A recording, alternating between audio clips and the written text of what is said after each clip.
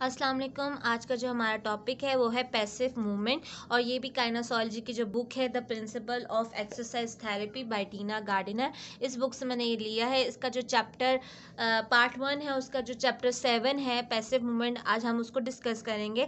इससे पहले मैंने आपको बताया था कि जो मूवमेंट होती हैं वो दो तरह की होती हैं, एक्टिव मूवमेंट और पैसिव मूवमेंट। एक्टिव मूवमेंट को मैंने पहले ही डिस्कस कर लिया, आज हम पैसिव मूवमेंट को चेक करेंगे कि वो होता क्या है। पैसिव मूवमेंट होता क्या है, इसकी डेफिनेशन है पहले।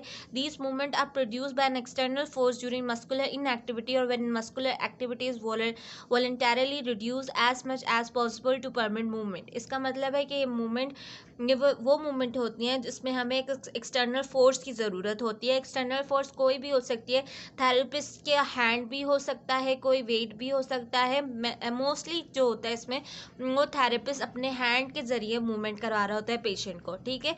ड्यूरिंग मस्कुलर इनएक्टिविटी, जब मसल जो पेशेंट है उसका मसल जो है अगर वो एक्टिवली परफॉर्म नहीं कर पा रहा कोई मूवमेंट, तो उसका मसल जो है वो इनएक्टिव फॉर्म है, ठीक है। जो उसकी मूवमेंट है, अगर वो पेशेंट है वो मूवमेंट वॉलंटरली मूव नहीं कर सकता, वॉलंटरली मतलब वो खुद से नहीं मूवमेंट कर रहा, तो उसको ज़रूरत है कि हम उसको पैसिव मूवमेंट करवाएं। कि उसका मतलब कि कोई थेरेपिस्ट है तो वो उसको वो वाली मूवमेंट करवाए। फॉर एग्जांपल, अगर मैंने एक पेशेंट है, जैसे एक स्ट्रोक का पेशेंट है, ठीक है। अब उसके जो होती है एक साइड अगर इन्वॉल्व है, हेमिपरेसिस है उसको, ठीक है। मैं अपर लिम की बात कर रही हूँ। तो अगर उसने एल्बो फ्लेक्शन करनी है तो अगर वो एल्बो फ्लेक्शन नहीं कर पा रहा क्योंकि उसकी जो लेफ़्ट साइड है वो डैमेज है, ठीक है। लेफ़्ट साइड अगर उसका लेफ़्ट हैंड जो है उसको फ्लेक्शन में करना है एल्बो, वो नहीं कर पा रहा, तो उसको क्या है, उसको हम पैसिव मूवमेंट करवाएंगे अगर हमने उसकी फ्लेक्शन करवानी है, ठीक है। थेरेपिस्ट जो है वो अपने हाथों के ज़रिए उसकी वो मूवमेंट को परफॉर्म करवाएगा ताकि वो आराम से जो है पेशेंट खुद से कर ले। पैसिव और एक्टिव मूवमेंट का जो डिफरेंस यही है। एक्टिव मूवमेंट ये है कि पेशेंट खुद से जो मूवमेंट कर ले, हम उसको एक्टिव मूवमेंट कहते हैं। और पैसिव मूवमेंट का मतलब जो थेरेपिस्ट खुद से करवाए पेशेंट को, उसको हम पैसिव मूवमेंट कहते हैं, ठीक है। ये डिफरेंस है एक्टिव और पैसिव का। अब इसकी क्लासिफिकेशन आ जाती है। क्लासिफिकेशन में हमारे पास दो क्लासिफिकेशन है। पहले में हमारे पास रिलैक्स पैसिव मूवमेंट है और उसी के आगे हमारे पास एसेसरी मूवमेंट है, ठीक है। दो हमारे पास पहली टाइप है। दूसरी टाइप में हमारे पास पैसिव मैनुअल मोबिलाइजेशन टेक्निक है। उसके आगे हमारे पास 3 टाइप्स हैं: mobilisation of the joint, manipulation of the joint, control sustain stretching of the tighten structure. ये आपने सारी जो क्लासिफिकेशन है इसको याद रखनी है। अगर आप डेफिनेशन के साथ क्लासिफिकेशन भी लिख दो तो ये बहुत अच्छी बात है, आपको नंबर में जो है वो प्लस हो जाएंगे। तो आपको ये क्लासिफिकेशन और डेफिनेशन जो अच्छे से आपको एग्जैक्ट आपको इसकी वर्डिंग याद होनी चाहिए, ठीक है। कॉन्सेप्ट आपका अगर समझ आ गया तो आपको डेफिनेशन और क्लासिफिकेशन खुद ब खुद जो है वो याद हो जाएगी। तो अब हम सारी क्लासिफिकेशंस देख लेते हैं एक एक बार। पहले हम देख लेंगे रिलैक्स पैसिव मूवमेंट। इस वीडियो में मैं आपको सिर्फ रिलैक्स पैसिव मूवमेंट का बताऊंगी। अगली जो हमारी वीडियो होंगी तो हम उसमें सारी क्लासिफिकेशन को डिस्कस करेंगे, क्योंकि अगर मैं इसमें ही बताऊंगी तो वो एक वीडियो जो वो लंबी हो जाएगी। तो हम पहले देख लेते हैं कि रिलैक्स पैसिव मूवमेंट होता क्या है। रिलैक्स पैसिव मूवमेंट जो है वो क्लासिफिकेशन है पैसिव मूवमेंट की, ठीक है। आप इसमें होता क्या है कि these are the movement perform accurately and smoothly by the physiotherapist. देखो, रिलैक्स पैसिव मूवमेंट है। पैसिव मूवमेंट का मतलब कि जो फिजियोथेरेपिस्ट है वो मूवमेंट करवाएगा। अब रिलैक्स हम पीछे चैप्टर में भी पढ़ते हुए आ रहे हैं कि अगर हमने किसी मसल को रिलैक्स करवाना है तो हम slow rhythmical movement, smooth movement करवाते हैं तो पेशेंट का जो मसल है वो रिलैक्स हो जाता है, ठीक है। इसमें इसको मिला के ये बात बनती है कि जो फिजियोथेरेपिस्ट है वो स्मूथ और एक्यूरेटली मूवमेंट जो है वो पेशेंट को परफॉर्म करवाएगा, ठीक है। पहली बात तो ये होगी। दूसरी बात, ये जो थेरेपिस्ट है उसको एनाटमी ऑफ द जॉइंट के बारे में पता होना चाहिए कि एक जॉइंट में क्या लिगामेंट है, उसकी क्या वो कौन से बोन से मिलके वो जॉइंट बन रहा है, उसमें कौन कौन सी मूवमेंट होती हैं। फॉर एग्जांपल, हिप में हमारे पास हिप जॉइंट है, उसमें हमारे पास सारी मूवमेंट होती है, लेकिन नी जॉइंट में हमारे पास 2 मूवमेंट होती हैं, फ्लेक्शन एक्सटेंशन। तो इसका मतलब ये फिजियोथेरेपिस्ट को पता होना चाहिए कि इसमें ये वाली मूवमेंट होगी इस जॉइंट में और इस जॉइंट पे ये वाली मूवमेंट होगी, ठीक है। अगर उसने पैसिवली उसको पेशेंट को परफॉर्म करवाना है, ठीक है। थर्ड पॉइंट ये है कि the movement are perform in the same line and direction as active movement. इसका मतलब ये है कि जो मूवमेंट होनी चाहिए वो सेम रेंज में होनी चाहिए। हर एक इंडिविजुअल जो पेशेंट है उसकी रेंज जो होती है वो उसके मुताबिक होती है, डिफरेंट रेंज ऑफ मोशन होती है। अगर पेशेंट एक ए पेशेंट है और एक बी पेशेंट है, ठीक है, ए की डिफरेंट रेंज होगी और दूसरी जो बी पेशेंट है उसकी डिफरेंट रेंज होगी, ठीक है। हमने उसके मुताबिक ही हमने वो रेंज रखनी है। ये नहीं कि हमने उसकी रेंज जो है वो मीडियम रेंज है तो हम उस ए वाले पेशेंट को फुल रेंज में करवा रहे हो, हमने ऐसे नहीं करना। अगर उसकी मीडियम रेंज है तो हमने उसको मीडियम ही रेंज में मूवमेंट करवानी है, ठीक है। डायरेक्शन एज एक्टिव मूवमेंट का मतलब है कि अगर देखो फॉर एग्जांपल एल्बो, अगर उसने पेशेंट की जो एल्बो है अगर वो एक्टिवली मूव करवाए, उसको फ्लेक्शन में मूव करवाए, ठीक है, तो वो क्या होगा, एक्टिवली अपने एल्बो को टूवर्ड्स द शोल्डर लेकर आएगा, ठीक है। अब ये जो हम पैसिव मूवमेंट करवाएंगे वो भी हम इसी तरह करवाएंगे। थेरेपिस्ट जो अपना हाथ नीचे रखेगा, ठीक है, यहाँ नीचे रखेगा और उसको ऊपर यूं करके शोल्डर की तरफ लेके जाएगा। ये नहीं करेगा कि अगर उसने फ्लेक्शन करनी है तो वो नीचे रेजिस्टेंस दे रहा है तो हाथ उसका नीचे जा रहा है, या नीचे की तरफ हाथ लगा रहा है, ऊपर की तरफ हाथ लगा रहा है तो उसका हाथ नीचे जा रहा है, जबकि हमने फ्लेक्शन करवानी है। ऐसा नहीं होना। उसने अगर फ्लेक्शन करनी है तो उसने जो पैसिव मूवमेंट है वो भी एक्टिव मूवमेंट की तरह ही होगी, मूवमेंट जो उसकी डायरेक्शन है, ठीक है। अब हमारे पास 4 पॉइंट है, the joint is move through the existing free range and within the limit of pain, ठीक है। जो हमारे पास मूवमेंट है या जॉइंट है वो एक तो फ्री रेंज में होना चाहिए, ठीक है, उस पर कोई फ्री रेंज मतलब कोई भी फोर्स ना लग रही हो, कोई वो फ्री न्यूट्रल पोजीशन में होना चाहिए, और within the limit of pain, ठीक है। पेन जहाँ तक है उससे पहले पहले तक ये मूवमेंट होनी चाहिए। रिलैक्स का मतलब यही है कि हमने वो मूवमेंट करवानी है जिसमें पेशेंट को पेन ना हो, ठीक है। तो अगर जब पेशेंट को पेन नहीं होगा तो हमने वो वाली जो उसकी जो पेन की लिमिट है उसी जो लिमिट है उसी रेंज तक हमने उसकी जो मूवमेंट है वो रखनी है, ताकि पेन इससे ज़्यादा उसका बढ़े नहीं, उसको उसके जो मसल्स हैं वो रिलैक्स हो जाए, ठीक है। रिलैक्स पैसिव मूवमेंट का हमारे पास ये मतलब है, ठीक है। अब रिलैक्स पैसिव मूवमेंट बच्चे पूछते हैं for practical point of view, हमने क्यों करवानी है, कैसे क्यों करवाएं, किस पेशेंट को करवानी चाहिए। उन पेशेंट को जिनके मसल्स जो होते हैं वो थोड़े टाइट हुए होते हैं, जिन पे स्पैज में चले जाते हैं, ठीक है। तो हमने उन वाले जो पेशेंट हैं उनके जो मसल्स हैं उनको हमने स्मूथ मूवमेंट्स करवानी है, ताकि जो उनके मसल्स हैं वो थोड़े रिलैक्स हो, ठीक है। फॉर एग्जांपल हम स्ट्रेचिंग से पहले जो है ये वाली मूवमेंट करवा सकते हैं, ताकि उसकी मसल्स पहले रिलैक्स हो। जब हम स्ट्रेच करें तो वो उसकी जो रेंज है वो इंक्रीज हो जाए। तो हम पहले रिलैक्स पैसिव मूवमेंट करवाएंगे, फिर स्ट्रेचिंग करवाएंगे, तो बहुत अच्छा इफेक्ट आएगा, ठीक है। अब जो हमारे पास अगला जो पॉइंट है वो है हेडिंग जो है principle of giving relax passive movement, कि इसका प्रिंसिपल क्या है, रिलैक्स पैसिव मूवमेंट क्या को देने के लिए प्रिंसिपल्स क्या है। हम शुरू से पहले भी पढ़ते आ रहे हैं, सारे प्रिंसिपल एक जैसे हैं, ठीक है। मैं आपको यहाँ पे एक टिप दे रही हूँ कि वो टिप ये है कि हमने एक्टिव मूवमेंट में इससे पहले वाले चैप्टर्स में भी हमने ये सारे प्रिंसिपल्स देखे हैं, और हमने कुछ पॉइंट्स सब में सेम है, जैसे relaxation, fixation, traction, range, speed, support, सब में कुछ जो हैं पॉइंट्स हैं सारे वो सेम हैं। बाकी कुछ 2-3 जो होंगे वो डिफरेंट हो गए, लेकिन सब में एक बात सेम लिखी हुई है। अगर आप वो वाली बातें भी अगर इसमें लिख दो तो भी आपके हैं, आपको मार्क्स आपको मिल जाएंगे, और अगर आप ये वाली बातें उसमें भी लिख दो तो आपको मार्क्स मिल जाएंगे, ठीक है। ऐसी बात नहीं है, लेकिन सबका अगर रिलैक्सेशन, फिक्सेशन, ट्रैक्शन का एक ही मेथड होता है, अगर आप वो भी उठा के इधर लिख दोगे तो कोई हर्ज नहीं है इसमें। तो हम पहले देख लेते हैं कि रिलैक्सेशन क्या होती है। रिलैक्सेशन में होता क्या है कि हमने जो पेशेंट है उसको, पहला पॉइंट तो ये है, सब में सेम है, कि हमने जो उसकी जो स्टार्टिंग पोजीशन की जो सिलेक्शन करनी है वो हमने कंफर्टेबल रखनी है, कि वो जो पोजीशन हम जो भी रखें वो कंफर्टेबल हो और जो उसको सपोर्ट हमने दी हुई हो, ठीक है। रिलैक्सेशन में हर जो पीछे भी हमने पढ़ा उसमें ये पॉइंट सेम है, ठीक है। अब इसमें हमने ये भी बता देना है कि हमने पेशेंट को जो है वो मूवमेंट हमने बताना है, पहले शॉर्ट एक्सप्लेनेशन, शॉर्ट ब्रीफ थोड़ी सी एक्सप्लेनेशन देनी है कि हम क्या करने वाले हैं, ताकि उसके जो मसल्स हैं वो रिलैक्स, वॉलेंटरली रिलैक्स हो जाएं, ठीक है। हम पेशेंट फॉर एग्जांपल अगर मैं पेशेंट से कहती हूँ कि मैं उसको बता रही हूँ कि हम आपकी ये वाली मूवमेंट करवाना चाह रहे हैं, तो आप अपने मसल को थोड़ा सा लूज छोड़ दें, तो वो वॉलेंटरली अपने मसल को ढीला छोड़ देगा। लेकिन एक्सेप्ट आगे इसमें लिखा हुआ है फ्लैसिड पैरालिसिस में नहीं करेंगे, कि वो फ्लैसिड पैरालिसिस में क्या होता है, फ्लैसिड का मतलब होता है कि मसल में जो टोन है वो कम हो जाती है।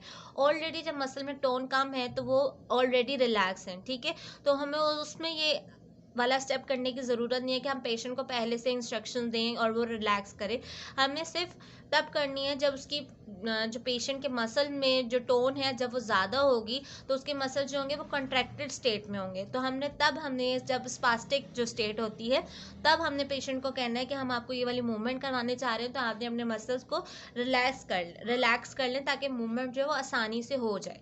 ठीक है, अब ये दूसरा पॉइंट है। थर्ड पॉइंट ये है कि जो फिजियोथेरेपिस्ट है वो पेशेंट को कॉन्फिडेंस जो है इंकरेजमेंट करे, कॉन्फिडेंस दिलाए, उसको मोटिवेट करे कि आप ये मूवमेंट कर लोगे तो वो आसानी से पेशेंट जो है वो फिजियोथेरेपिस्ट की हेल्प से वो मूवमेंट कर लेगा। तो रिलैक्सेशन में 3 पॉइंट आते हैं। नंबर 2 जो है वो हमारे पास फिक्सेशन है। अच्छा, फिक्सेशन में ये लिखा हुआ है कि फिक्सेशन में हमने फिक्सेशन का मतलब फिक्स करना। ठीक है, फिक्स्ड ये भी पीछे हमने पढ़े हुए कि फिक्सेशन का हमने करना कैसे। ठीक है, फिक्स का मतलब है कि किसी चीज़ को आप फिक्स कर लो ताकि वो वहाँ से हिले नहीं। ठीक है, अब क्या करना है कि जब फॉर एग्जांपल अगर एल्बो पे मूवमेंट होना हमने करवानी है, एल्बो फ्लेक्शन करवानी है, तो क्या होगा कि जो हमारे शोल्डर के मसल हैं, रिस्ट के मसल होंगे, फोर आर्म के मसल होंगे, वो उस मूवमेंट को करवाने में हेल्प कर रहे होंगे। ठीक है, लेकिन हमें क्या है, फिजियोथेरेपिस्ट को क्या चाहिए कि सिर्फ उसकी जो एल्बो है उसके ही मसल, उसी के ही जॉइंट वो ही मूव करें, बाकी उसके कोई मसल मूव ना करे। तो हम क्या करेंगे कि फिक्सेशन का जो तरीका है वो इस्तेमाल करेंगे कि हम जो उसका जो प्रॉक्सिमल पार्ट है, जैसे एल्बो का अगर हमने एल्बो जॉइंट देखना है तो जो एल्बो से प्रॉक्सिमल जो पार्ट है लाइक शोल्डर, तो उसको हम फिक्स कर लेंगे। जो थेरेपिस्ट है उसको फिक्स कर लेगा, उसको अपने हाथों से फिक्स कर लेगा ताकि वो जो शोल्डर की मूवमेंट है वो ना हो, सिर्फ एल्बो ही पे मूवमेंट हो। अगर वो शोल्डर पे करेगा तो क्या होगा, उसकी रेंज जो है वो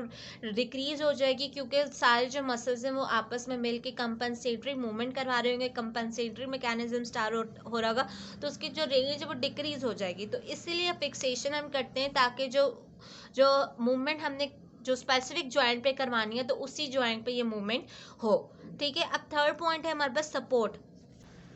सपोर्ट में हम जो है सपोर्ट में हम ये लिख सकते हैं कि जो फिजियोथेरेपिस्ट है वो उसने जो पेशेंट का हैंड है, जो भी जॉइंट है, उसको उसने कंफर्टेबल जो पोजीशन है उसमें उसने पकड़ना है। ठीक है, उसको सपोर्ट देनी है ताकि जो पेशेंट है वो रिलैक्स्ड रहे और कॉन्फिडेंटली मूव कर सके।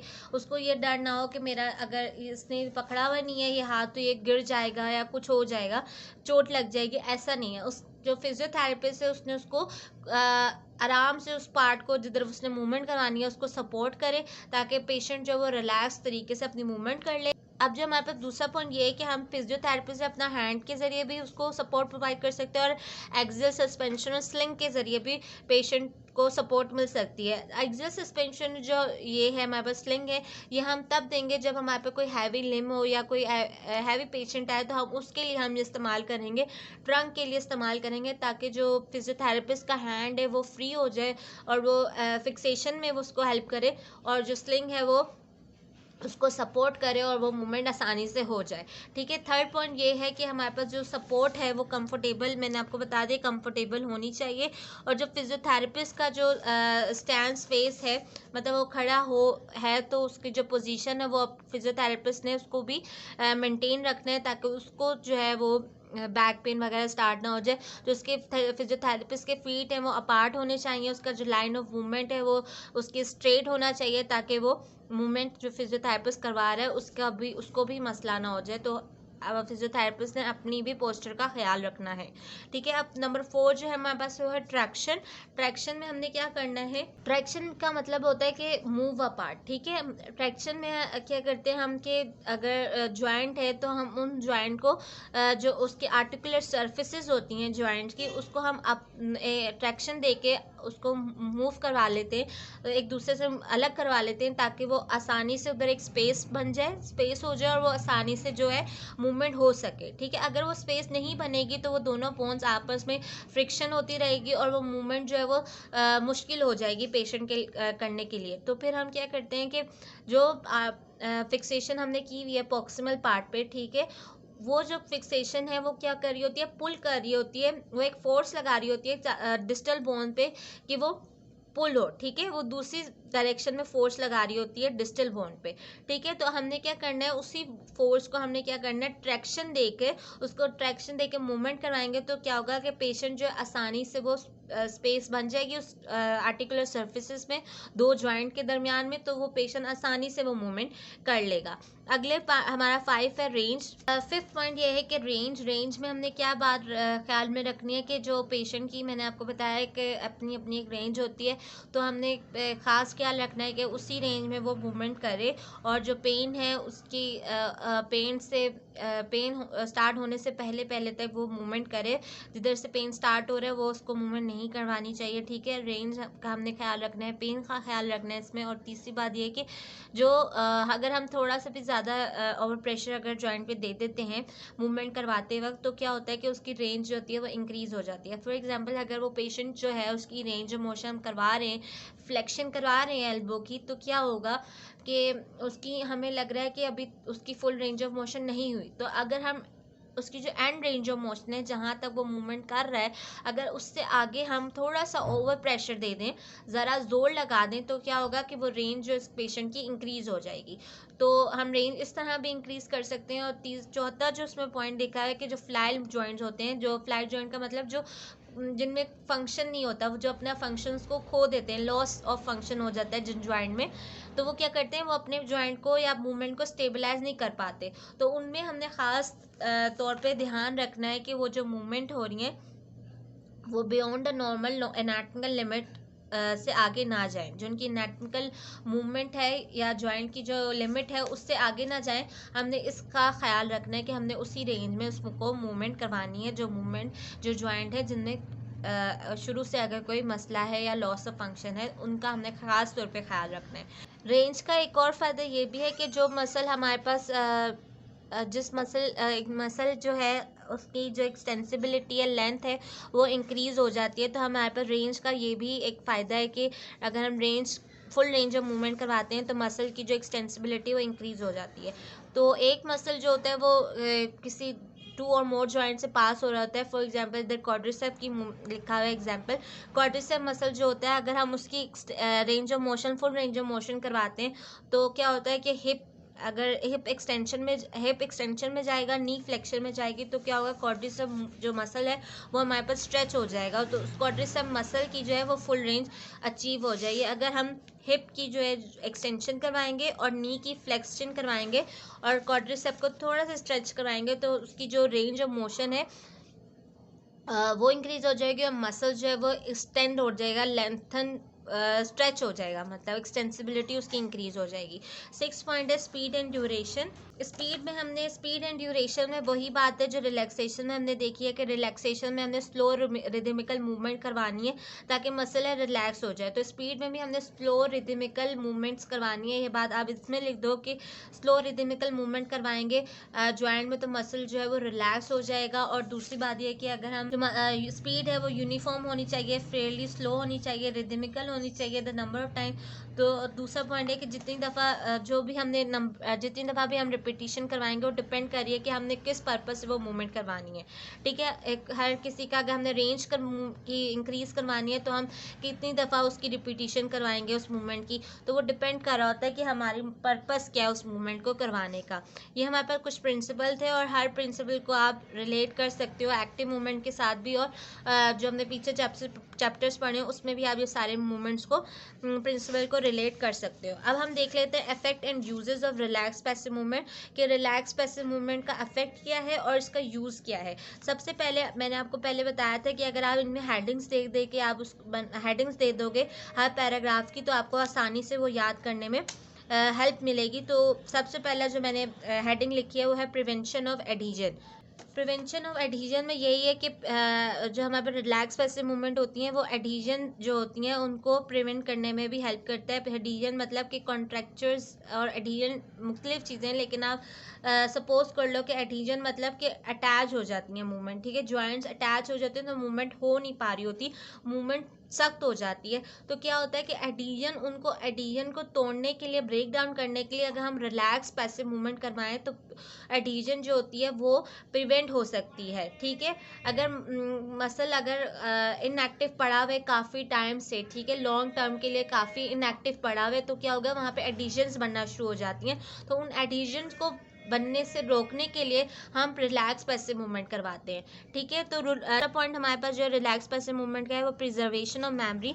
प्रिजर्वेशन ऑफ मेमोरी का मतलब है कि जो मसल काफ़ी टाइम से इनएक्टिव पड़ा हुआ है, ठीक है, उसमें कोई मूवमेंट नहीं हो रही, तो जो उसकी जो मूवमेंट है वो जब मूवमेंट करेगा पेशेंट तो वो उससे हो नहीं पाएगी। तो क्या होगा कि अगर हम रिलैक्स पैसिव मूवमेंट करवाएंगे तो क्या होगा कि आपके जो मसल वो रिसेप्टर्स जो आपकी प्रोप्रियोसेप्शंस या पोजीशन को सेंस करते हैं, वो रिसेप्टर्स को हम एक्टिवेट करवाएंगे, स्टिमुलेट करवाएंगे, ताकि जो आपकी मसल की जो मेमोरी है, मूवमेंट की मेमोरी है, वो हो सके। ठीक है, वो कहीं और ज़्यादा ख़राब ना हो जाए, तो हम मेमोरी को प्रिजर्व करने की कोशिश करते हैं बाय रिलैक्स पैसिव मूवमेंट।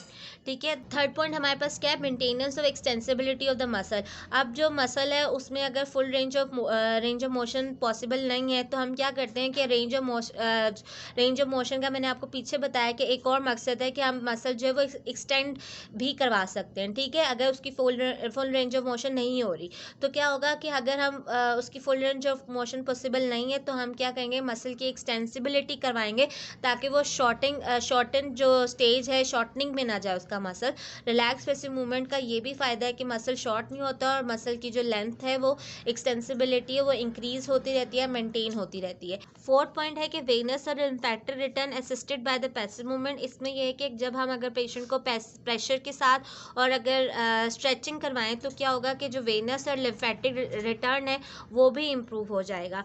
अगर पेशेंट को, अगली बात यह कि अगर हम क्विक रिथमिकल मूवमेंट्स करवाएं और कंटिन्यूड पैसिव मूवमेंट्स दें, तब भी हमारे पास वेनस और लिम्फेटिक रिटर्न है वो इंक्रीज होगा।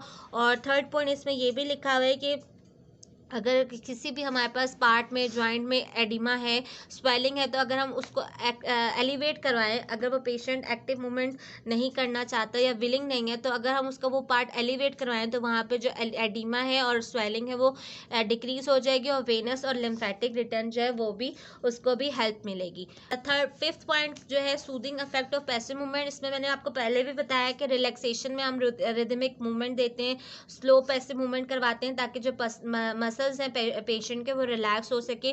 जब वो पेशेंट रिलैक्स होगा, स्लीप स्टेट में चला जाएगा, तो हमें क्या होगा कि हमें पता चल जाएगा कि उसके मसल्स जो हैं वो रिलैक्स हो जाएंगे।